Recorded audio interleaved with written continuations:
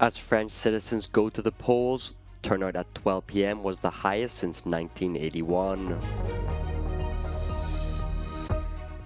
Denmark and Belgium have joined Orban's Patriots of Europe group, meaning the far-right group can officially be recognised by the European Parliament.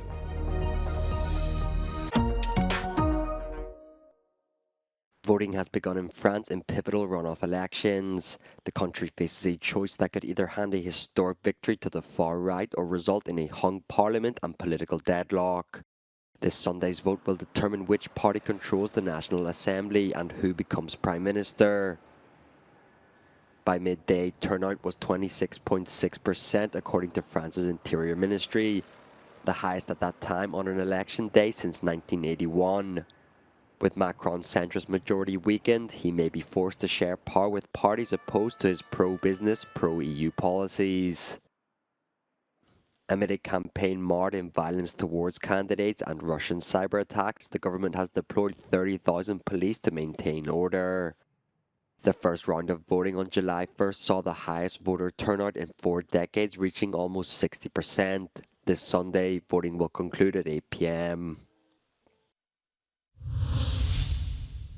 President Emmanuel Macron cast his vote on Sunday in the seaside resort of La Touquet alongside his wife Brigitte. Far-right leader Marine Le Pen didn't need to vote again, as she already won her district in northern France in the first round last Sunday. And her deputy Jordan Bardella also didn't need to vote again, as he's also been re-elected. Like the president, Prime Minister Gabriel Attal had to vote for a second time in the district of Vanves in the southwestern suburbs of Paris. By midday, the turnout stood at 26.6%, the highest percentage at that time on a legislative election day since 1981. Former Socialist President François Hollande voted in Corrèze in the south. He's a candidate for the New Popular Party, a broad coalition of leftists and Greens. Exit polls in the evening based on partial results will indicate who's likely to have won.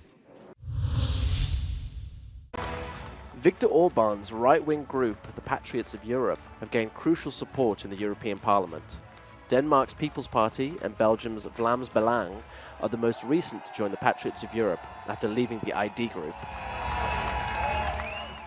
Giving the new European Parliamentary Group crucial support in pushing numbers to 29 MEPs, meeting the EU's recognition threshold. Marine Le Pen is expected to merge with the Patriots, leaving the future of the ID in jeopardy.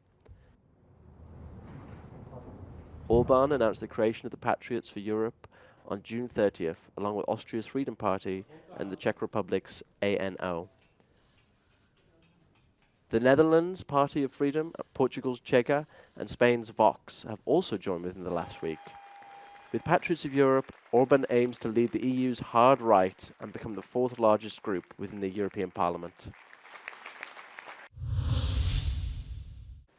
Newly appointed UK Foreign Secretary David Lammy visited Poland and Sweden on Sunday, following his trip to Germany on the weekend. His talks in Poland revolved around continued support for Ukraine. This is his first international tour aimed at strengthening ties with European partners. Lammy also reaffirmed Starmer's commitment not to rejoin the EU, however, respecting the 2016 referendum decision. On Twitter, Lammy reiterated his mission to rebuild relations with the EU. Meanwhile, Prime Minister Keir Starmer began his tour of Scotland, Wales and Northern Ireland, aiming to reset relations between Westminster and the UK's nations. Labour achieved a majority in England, Scotland and Wales in the recent general election. Starmer is focused on rebuilding relations with devolved administrations after years of strained ties under the Conservative government. His tour starts in Scotland. The San Fermin festival, famous for its bull runs, has officially opened in Pamplona in northern Spain. The traditional start of the festival was marked by the firing of a rocket from the balcony of the city hall. Dressed in traditional white outfits with red scarves, partygoers waited for noon to start the famous running of the bulls. But a day before, there'd been protests in the city by anti-bullfighting groups who described it as medieval torture.